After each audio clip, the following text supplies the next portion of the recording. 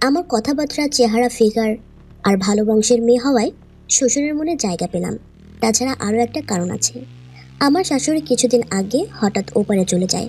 বাড়িতে রান্না করার মানুষ নাই, তাই দ্রুত আত্মীয় স্বজন ডেকে বউ ভাতের আয়োজন করে। যাই হোক, বিয়ের পর শ্বশুর বাড়িতে বেশ ভালোভাবে চলছিল আমার দিনকাল। কিছুদিন পর খেয়াল করলাম শ্বশুর আমার দিকে বাঁকা চোখে তাকিয়ে থাকে। আর তাকাবে না কেন? আমার ফুল দুটো যেভাবে ফুটে আছে, যা যে কারো চোখ এড়ানোর নয়। আমার শ্বশুরবাড়ি নদী এলাকা। বাড়িতে আমরা তিনজন ছিলাম। আমার স্বামী কোনো চাকরি না পাওয়ায় একটি ব্যবসা শুরু করেন। সেই ব্যবসায় সে বিরাট লস করে হতাশ হয়ে পড়ে। এর মাঝে একটা সুযোগ পেয়ে ভিসা নিয়ে বিদেশে চলে যায়। গত 6 মাস হলো আমি খুব একা। নদী এলাকার জন্য আমাদের বাড়ি থেকে আরেকবারে অনেক দূরে। এক বাড়ি থেকে আরেক বাড়িতে যেতে প্রায় 3-4 মিনিট লাগে। তবে এইরকম নিরিবিলি পরিবেশে আমার ভালোই লাগে। আমার শ্বশুরের ছোট একটা দোকান আছে বাজারে। সূর্য ওঠার আগে চলে যায় আর দুপুরবেলায় বাড়িতে আসে। দুপুরের খাবার খেয়ে একটু বিশ্রাম নিতে কোনোদিন ঘুমায়, আবার কোনোদিন আমার সাথে গল্প করে। তারপর বিকেলে দোকানে চলে যায়। তবে বন্ধুরা, তার সাথে গল্প করতে আমার খুব ভালো লাগে। তার মজার মজার কথা আমাকে দিন দিন মুগ্ধ করে দেয়। আর সবচাইতে ভালো লাগে তার হাতের পেশিগুলো। বন্ধুরা, তোমরা বিশ্বাস করবে কিনা জানি না, শ্বশুরকে দেখলে এখনো বেশ ইয়াং লাগে। তার যে একজন বিবাহিত ছেলে আছে, কেউ ভাবতে পারবে না কখনো। তার চোখের দিকে ভালো করে যে নারী তাকাবে সে পাগল হয়ে যাবে, যেমন আমি হয়ে আছি। যাই হোক, আমি প্রতিদিনই বাড়ির সব কাজ দ্রুত শেষ করে ঠিক দুপুরবেলায় পুকুরে গিয়ে গোসল করে আসি। পুকুরটা আমাদেরই। আমি যখন গোসল করে ভেজা কাপড় পরে বাড়িতে আসি, তখন শ্বশুরের সামনে পড়ে যাই মাঝে মাঝে। ভেজা গায়ে আমাকে পেয়ে ফ্যাল ফ্যাল তাকিয়ে থাকে আর কে যেন ভাবে। এখন এই ঘটনা তো প্রায় ঘটে। হয়তো আমাকে দেখার জন্য সে একটু আগেই বাড়িতে আসে। একদিন স্নান করে আসছিলাম, পরনে ছিল শুধু একটা সাদা শাড়ি, আর কিছু ছিল না। তাই ফুটন্ত ফুলগুলি স্পষ্ট বোঝা যাচ্ছে। আমি শ্বশুরের সামনে পড়বো তা একটুও খেয়াল করিনি। হাঁটতে হাঁটতে নিজের দিকে তাকাতেই আমি অবাক হয়ে যাই। হাঁটার তালে তালে আমার সব কিছু দুলে দুলে যাচ্ছে। তার শ্বশুর তাকিয়ে দেখছে, মনে হয় সুযোগ পেলে এখনই ফুলের মধ্যে খেয়ে ফেলবে। সে তার চোখ ফিরাতে পারছে না। তা দেখে আমি লজ্জা পেয়ে রুমে চলে যাই। নিজের রুমে এসে নিজেকে আয়নায় দেখে আমার এত ভালো লাগছিল যে তা প্রকাশ করার মতো না। বন্ধুরা, আমার এই সুন্দর জিনিস দেখার আসল লোক কাছে নেই।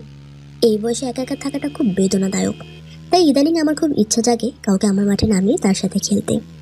এভাবে অনেকদিন অপেক্ষা করতে করতে কোনো উপায় না পেয়ে শ্বশুরকে নানাভাবে আকর্ষণ করার চেষ্টা করলাম, কিন্তু কাজ হলো না। তাই ভেবে দেখলাম যা করার আমাকেই করতে হবে। যাই হোক, সেদিন দুপুরবেলা আমি আগে শ্বশুরকে ভাত বেড়ে দিলাম। যেহেতু উনি আগে খেয়ে নিবে, তারপরে হয়তো আমি খাবো। এটা ওটা আগে দিতেই আমার ফুলগুলি রীতিমতো তুলছে শ্বশুরের সামনে, যার ফলে উনি ভাত খাবে নাকি ফুলের সৌন্দর্য দেখবে তাই উনি ভেবে পাচ্ছে না। তাই তাকে আরো ঝামেলায় ফেলানোর জন্য আমি জিজ্ঞাসা করলাম, আব্বা কিছু লাগবে? না বৌমা, এখন কিছু লাগবে না, আমার দিকে তাকিয়ে বলল। আমি আবার বললাম, বাবা, আজ আপনার জন্য বড় মাছ রান্না করেছি, নেন, মাছটা খেয়ে দেখেন কেমন লাগছে। উনি প্রথমে নিতে চাইল না, পরে খাবে বলে রেখে দিয়ে বললেন।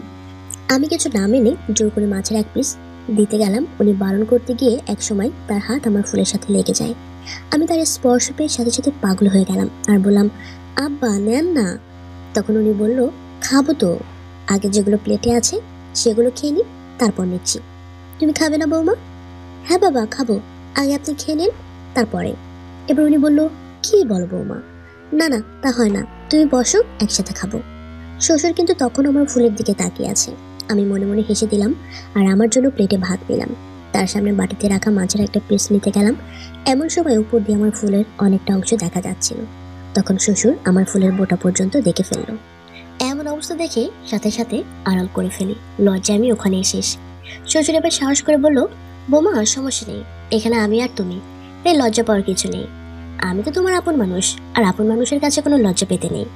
তার এমন কথা শুনে আমি একটু সাহস পেলাম। বন্ধুরা, তোমাদের তো বলাই হয়নি, আমার স্বামী বিদেশ যাওয়ার আগে আমার ফুলের ভালো পরিচর্যা করে গেছে, যার ফলে এর সাইজ বেশ বড় হয়েছে। যাই হোক, এতদিন পর শ্বশুরের এরকম কথায় খুশিতে নাচতে ইচ্ছে করছিল। তিনি আবার জিজ্ঞাসা করলো, বৌমা এমন খোলামেলা অবস্থায় থাকো কেন? আমি বললাম, না বাবা মানে। শ্বশুর আবার বলল, বললাম না আমার কাছে লজ্জা পাওয়ার কিছু নেই। তখন আমি বললাম, অনেকদিন আমার বাগানের কেউ যত্ন নেয় না, তাই ফুলগুলো শক্ত হয়ে থাকে আর ব্যথা করে, সেজন্য একটু প্রশান্তির জন্য আমি এমনভাবে থাকি। শ্বশুর বলল, বৌমা তোমাকে একটা কথা বলার ছিল। আমি আগ্রহ নিয়ে বললাম, জি বলুন। সে বলল, অনেকদিন হলো সাজগোজ করো না, আজ খাওয়ার পর নতুন কাপড় পরে একটু সাজুগুজু করবা, আমি দেখবো তোমায়। খাবার শেষ করে সে তার রুমে চলে গেল। সবকিছু পরিষ্কার করে আমি আমার রুমে যাবার কিছুক্ষণ পরে উনি আমাকে ডাকলেন। ওনার ডাক পেয়ে 2 মিনিটের পরে শ্বশুরের সামনে গেলাম। তিনি আমাকে দেখে রেগে গেলেন আর বললেন, কি ব্যাপার বৌমা, নতুন কাপড় পরনি? আমি উত্তর দিলাম, একটু পরে পরছি। তখন সে সুন্দর একটা হাসি দিয়ে বলল, যাও সেজেগুজে এসো। বন্ধুরা তার মুখের দিকে তাকিয়ে আমি লজ্জায় শেষ। কি আর করার, রুমে চলে গেলাম। একটা গোলাপি রঙের কাপড় নিলাম, হাতে চুড়ি পরলাম, তারপর হালকা মেকআপ করে চোখে কাজল দিলাম আর গলায় একটা চেন পরলাম। নিজেকে দাঁড়িয়ে যখন আয়নাতে দেখছি, সত্যি আমি বিশ্বাস করতে পারছি না এটা আমি। অনেকদিন পর নিজেকে খুব অন্যরকম লাগছিল। এই অবস্থায় শ্বশুর যদি আমাকে দেখে তাহলে তার অবস্থা খারাপ হয়ে যাবে। এমন সময় শ্বশুর আমাকে আবার ডেকে পাঠালেন। কই, তুমি কোথায়? এই তো আসতেছি বলে ওনার রুমে যাব এমন সময় দেখি উনি আমার রুমের সামনে দাঁড়িয়ে আছে। শ্বশুর আমাকে দেখে একটা হাসি দিয়ে ওঠেন। তার সামনে আমি লজ্জা পেয়ে আমার 2 হাত মুখে চেপে ধরে রেখেছি। উনি আমাকে দেখে উত্তেজিত হয়ে পড়লে আমাকে জড়িয়ে ধরলেন। বাধা দেওয়া তো দূরের কথা, আমি কথা বলার সাহস হারিয়ে ফেললাম। তারপর উনি আস্তে আস্তে আমার বাগানের ফুলগুলো নিয়ে দলাইমলাই করতে লাগলেন। আমার অন্যরকম ভালো লাগা কাজ করছিল, তাই তাকে আর বাধা দিলাম না। এই সুযোগ উনি আমাকে ধীরে ধীরে উন্মুক্ত করতে লাগলো।